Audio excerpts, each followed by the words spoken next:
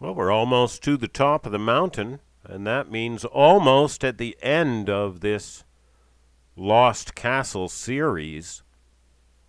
Then I'm probably going to disappear for a couple of weeks, if I can make myself disappear, and finish writing that book, the Lost Castle book, for publication this summer. I've got about 80 or 90 pages now. I'll tell you more about it soon. It's a lot of fun. Well, today I'll show you the western way up to the top. So that is, you remember, through the Ishizuchi Shrine, or guardhouse, through that straight and narrow and level, surprisingly level road. You know, nothing on this mountain is level except that road, well, and the top, well, and the guardhouse platforms. But it's a surprise after all of this clambering over rugged, bare, sloping rock to finally come to this level road. But then at the end of it, familiar ground again. It winds back and forth, and again you're stepping on bare rock and rubble. Now there's at least one, there might be two, might be more wall foundations here, matching the one at the Sarutahiko Shrine. I have to go back again and look at it closely, but not today. Today was just a walkthrough. Okay, so let's leave the straight and narrow road and go on up to the top. Now, you're all good students, so you all are aware by now how the road forces us left and right, this way and that.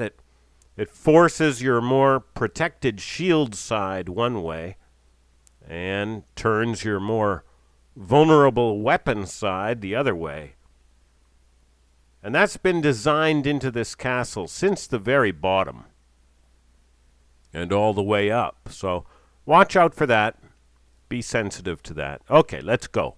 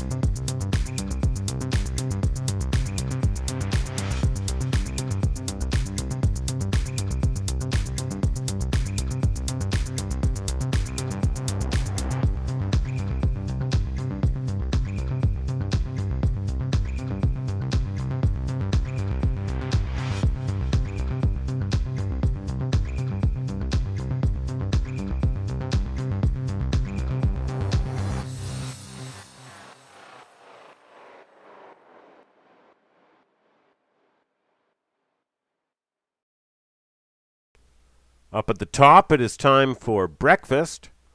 And breakfast on this day was one tuna and mayonnaise onigiri, followed up by one umeboshi, pickled plum onigiri. Onigiri, of course, is your Japanese answer to the sandwich. It's a clump of rice with flavorings stuffed inside, and the whole thing is wrapped up in seaweed. It's very good. And there are so many delicious variations. Now up top, there's not really much to see. In fact, you can miss it. You can miss how odd it is, how surprising it is that you have this big old flat top on top of the mountain. This whole mountain is steep all the way up, and then the steepness just stops, and you have a flat top. That took a lot of work to make this top all flat. Who did that? Not the Parks Department. Pillar stones. Somebody was doing something with pillar stones here, erecting pillars. And then you have this big pile of stones. Now, the little ones, I know, were carried up by hikers. Hikers carry them up and drop them off here, but not the big ones, not these big ones. These are left over from stone walls. Oh, and this cistern. I met a nice couple up here, real lovely people. Her name was Hiroko, and his name was Hiroki. Hiroko and Hiroki. Beautiful couple. I told them what I was doing, and they were really interested. And they agreed.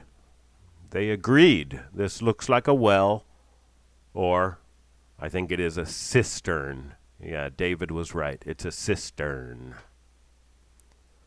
All right, the descent.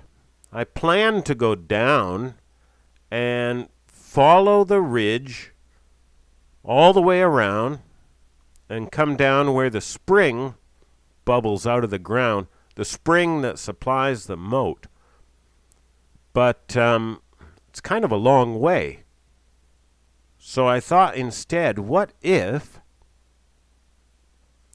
a fella could just cut through, off trail, through the woods, and go more or less straight down the mountainside?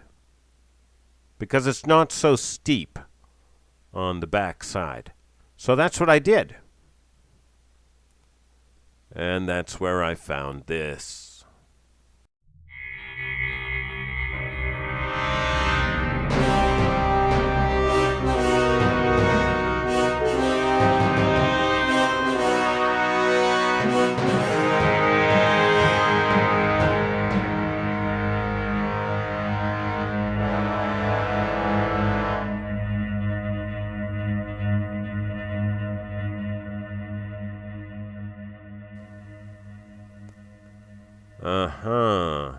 You know, every time you go up to Mount Zhao, you just never know.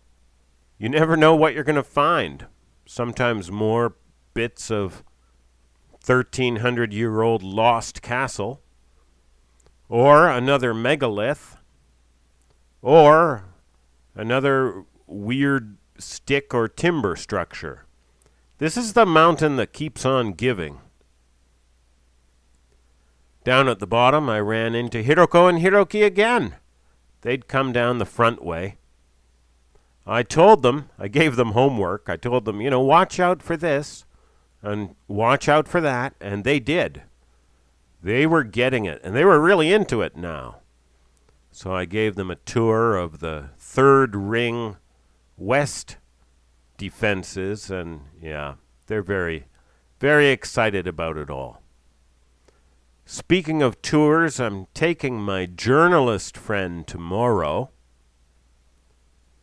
And then Teru the baker, and his little boy in 2 weeks. And the professor, finally, on the last day of the month. Those are all scheduled for now. Okay, I hope you're having a good weekend. Smorgasbord wanted help picking out the triangle on the New Year megalith and the triangle on the wall of the Ishizuchi Shrine.